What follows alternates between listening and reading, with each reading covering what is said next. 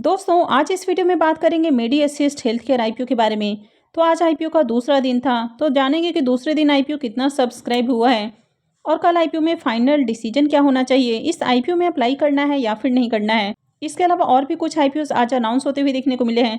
तो चलिए जानते हैं कि कौन कौन से आईपीओ आने वाले हैं और बाकी के आईपीओ के भी प्रीमियम को देख लेंगे। तो चलिए वीडियो को शुरू करते हैं।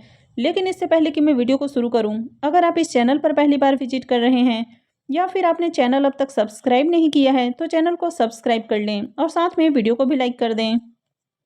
मेडी असिस्ट हेल्थ केयर आईपीओ के बारे में बात करें तो आईपीओ कल क्लोज होने वाला है, यानी कि 17 को अप्लाई करने का आखिरी मौका है।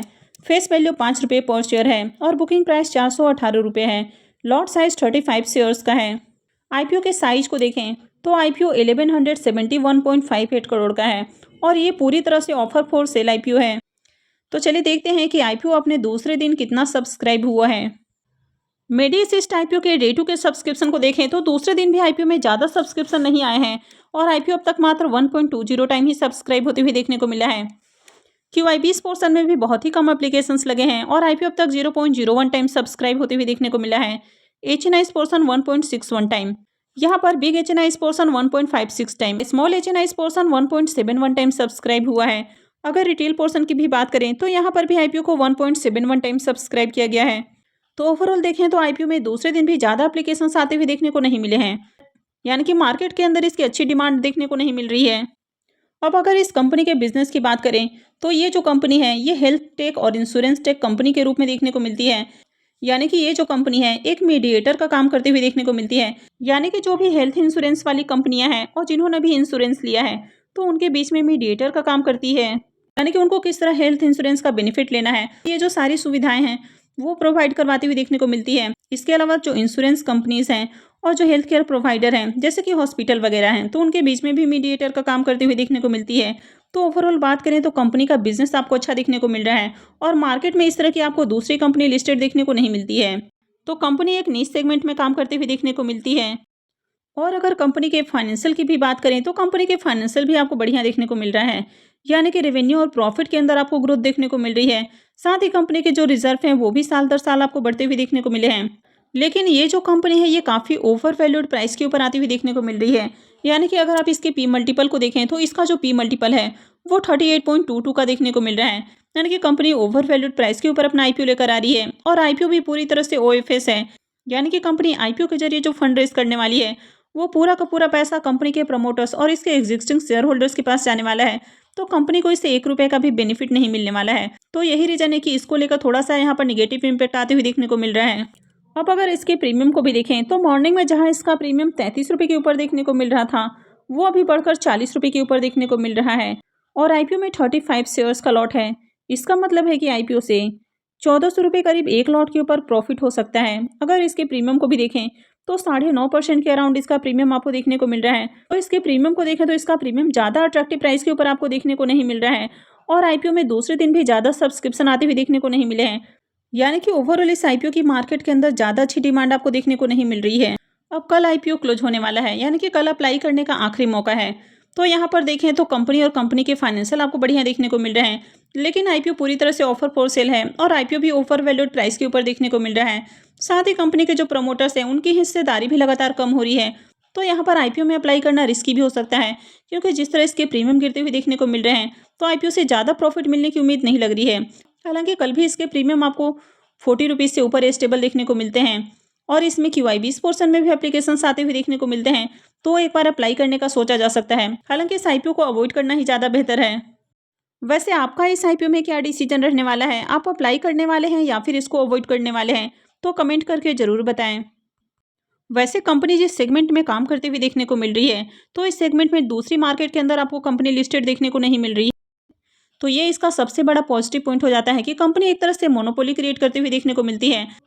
तो इसके कारण हो सकता है कि आगे आपको डिमांड आती हुई देखने को मिले। वैसे ज़्यादा डिमांड अब तक देखने को नहीं मिली है। ऑस्ट्रेलियन प्रीमियम आईपीओ की बात करें तो इसका प्रीमियम 48 रुपये के ऊपर देखने को मिल रहा है और आईपीओ में 2000 शेयर्स का लॉट है। इसका मतलब है कि आईपीओ से करीब 96,000 रुपये का प्रॉफिट हो सकता है।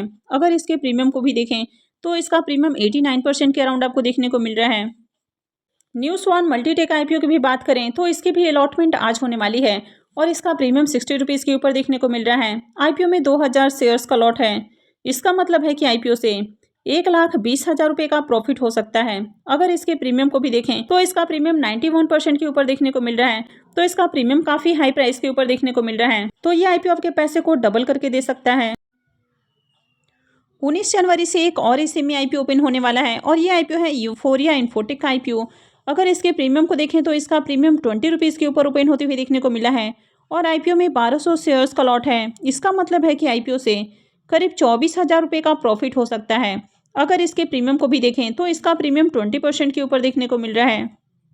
लॉस इको आईपीओ को देखें तो ये भी 19 जनवरी से ओपन होने वाला है और इसका प्रीमियम अभी 110 रुपये के ऊपर देखने को मिल रहा है। आईपीओ में 1000 शेयर्स का लॉट है।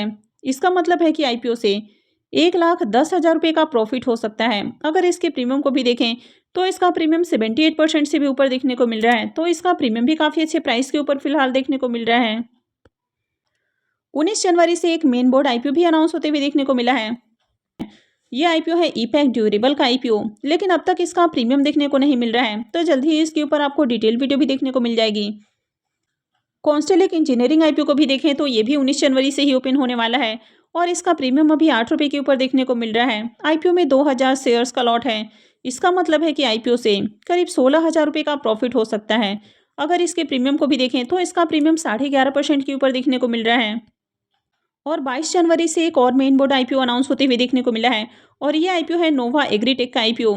तो अब तक इसका भी प्रीमियम देखने को नहीं मिल रहा है। हालांकि जल्द ही इसके प्रीमियम ओपन होते हुए देखने को मिल सकते हैं। तो जैसे इनसे जुड़ी हुई कोई भी अपडेट आती है तो मैं भी आपको अपडेट कर दूंगी। इसके अलावा बात करें तो आज दो आईपीओ की लिस्टिंग हुई और दोनों ही आईपीओ की लिस्टिंग पॉजिटिव देखने को मिली है। तो ज्योति सीएनसी ऑटोमेशन आईपीओ की बात करें तो आईपीओ की लिस्टिंग कल जो इसका प्रीमियम देखने को मिल रहा था तो उसी के अराउंड होते हुए देखने को मिली है। यानी कि आईपीओ में बुकिंग प्राइस 331 रुपये था और आईपीओ की लिस्टिंग 370 रुपये के ऊपर देखने को मिली है। यानी कि 39 रुपये प्रीमियम के अराउंड आईपीओ लिस्ट होते हुए देखने को मिला है। तो आईपीओ की लिस्टिंग पॉजिटिव देखने को मिली है। और जिस तरह यहाँ पर एंकर लिस्ट जबरदस्त देखने को मिला था तो आईपीओ की लिस्टिंग के साथ ही लगातार यहाँ पर बाइंग आते हुए देखने को मिली है और यहाँ पर लगातार हाई फॉर्म होते हुए देखने को मिला है। यानी कि इसके प्राइस में काफ़ी अच्छी तेजी देखने को मिली है और इसके शेयर्स ने 444 रुपये का हाई आज बनाया है। और आईबीएल फाइनेंस आईपीओ की भी बात करें तो आईपीओ में बुकिंग प्राइस 51 रुपीज़ था और 5 रुपये प्रीमियम के साथ आईपीओ लिस्ट होते हुए देखने को मिला है। यानी कि 56 रुपये के ऊपर कंपनी लिस्ट होते हुए देखने को मिला है। तो दोनों ही आईपीओ की लिस्टिंग पॉजिटिव देखने को मिली है।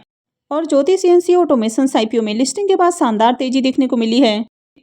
तो आप में से किसी को अगर ज्योति सीएनसी ऑटोमेशन आईपीओ की अलॉटमेंट मिली थी तो कमेंट करके जरूर बताएं कि आपने इसमें प्रॉफिट बुक कर लिया है या फिर आपने इसको अभी भी होल्ड किया हुआ है। तो आई होप कि आपको ये सारी जानकारी अच्छी लगी होगी। तो अगर आपने इस वीडियो को अब तक लाइक नहीं किया है तो वीडियो को लाइक कर दें और साथ में चैनल भी सब्सक्राइब कर लें। और वीडियो को अंत तक देखने के लिए आप सबका बहुत बहुत धन्यवाद।